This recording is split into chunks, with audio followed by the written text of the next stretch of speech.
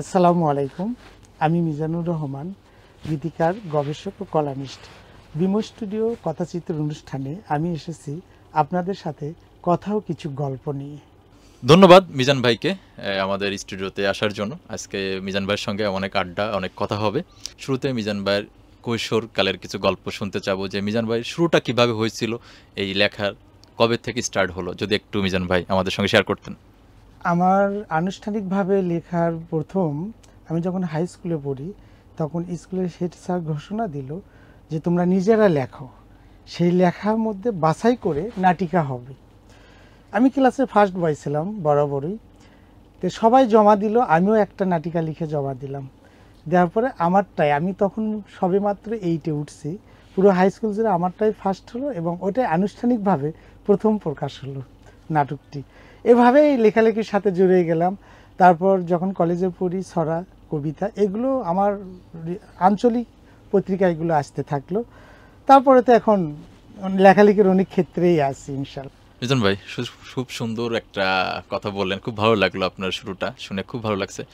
আমি জানতে চাচ্ছিলাম মিজান ভাই, আপনি কখন আপনার প্রতিভাগুলো প্রকাশ হলো, মানে আত্মপ্রকাশ করলেন কখন, আপনি কিভাবে সেটা যদি বলতেন। ওই লেখনীর মাধ্যমে তো আত্মপ্রকাশ হলো। তারপর আমি যখন কলেজে পড়ি তখন বিভিন্ন পত্র পত্রিকায় ছড়া, কবিতা, ছোট ছোট আর্টিকেল প্রকাশ হলো। ইউনিভার্সিটি থাকা অবস্থায় আরও বিস্তারভাবে হলো। আর এখন তো মোটামুটি সব পত্রিকাতেই, এমনকি বইমেলা এবারও অফার আছে। এইভাবেই বিস্তার হচ্ছে আর কি লেখাটা। বইমেলার গল্প যখন হলো আমি কিছুটা জানি, বইমেলাতে আপনার একদম একটা হিট জিনিস গেছে ভাই, যদি এই সম্পর্কে বলতেন। আপনার এই বইমেলার আপনার একটা ইয়ে বের হয়েছে, যে আমি বললাম না, আপনি যদি বলতেন কি বের হয়েছে আর কি হয়েছিল বিষয়টা। হ্যাঁ, বইমেলায় আমার সর্বশেষ একটি বই প্রকাশ হয়েছে দেশকে নিয়ে, দেশ ভাবনা, জনগণকে নিয়ে।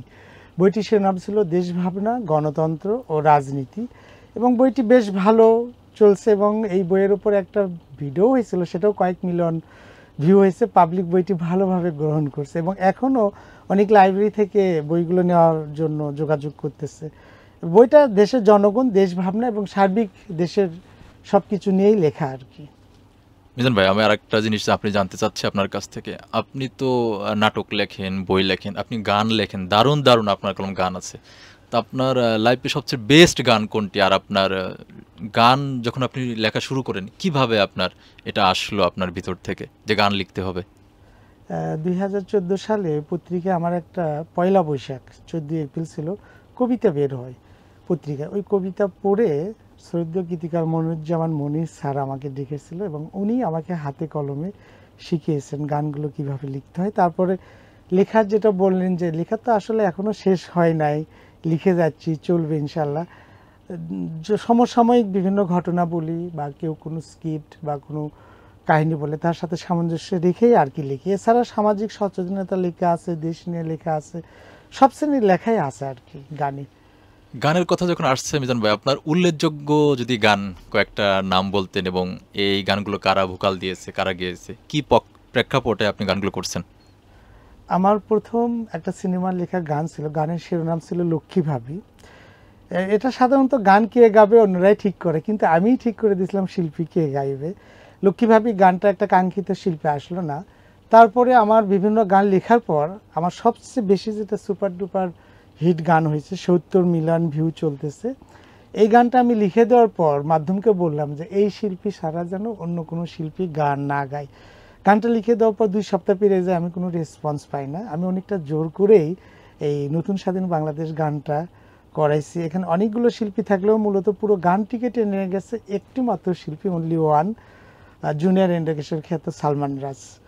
গানটা প্রায় 70 মিলিয়ন ভিউ এখনও চলতেছে। তার আমার লেখা ও অনেকগুলো গানই গাইছে, আরও কয়েক মিলিয়ন, 7, 8, 10 এইরকম মিলিয়ন গান আছে সেই করছে। সামাজিক সচেতনতা মানে ডেঙ্গু ভয়াবহতা নিয়ে গান লেখা আছে সামাজিক সচেতনভাবে, দেশের গানও আছে, এই আর কি চলতেছে। মিজান ভাই, খুবই ভালো লাগতেছে। আপনার পরিকল্পনা কি? আপনি সামনে তো এগিয়ে যাচ্ছেন, আপনার হাত ধরে আরো ভালো ভালো গান আসবে। তো আপনার একটা ভিশন বা টার্গেট আছে কিনা সামনে? আপনি কি প্ল্যান আছে আপনার? কলাম বা গান বা ছড়া, কবিতা যেটাই লিখি, আমার উদ্দেশ্য সেটা যেন মানুষের জীবনের সাথে যায়। আর জীবনে যাওয়ার ক্ষেত্রে অবশ্যই যেন তা পজিটিভলি যায়, মানুষ সেখান থেকে যেন কোনো মেসেজ পায়, যেটা কাজে লাগাতে পারে, সেটা যেন অবশ্যই শৃঙ্খলা, সৃজনশীল, সত্য, সুন্দর, সভ্যতার পথে হয়। আমি এই দিকগুলো খেয়াল রাখি। আর গান লেখার ক্ষেত্রে খেয়াল রাখি শুরু থেকে শেষ যেন সুন্দর একটা মেসেজ থাকে। হ্যাঁ, মিজান ভাই আসলে খুব ভালো। আমি একটা জিনিস বলতে চাই যে আপনি তো লেখেন দর্শকদের উদ্দেশ্যে, মানে শেষ মুহূর্তে যদি জিজ্ঞেস করি যে দর্শক আপনাকে তো অনেক ভালোবাসে, আপনি তাদের জন্য যদি কিছু বলেন শেষ মুহূর্তে আমাদের অনুষ্ঠানের।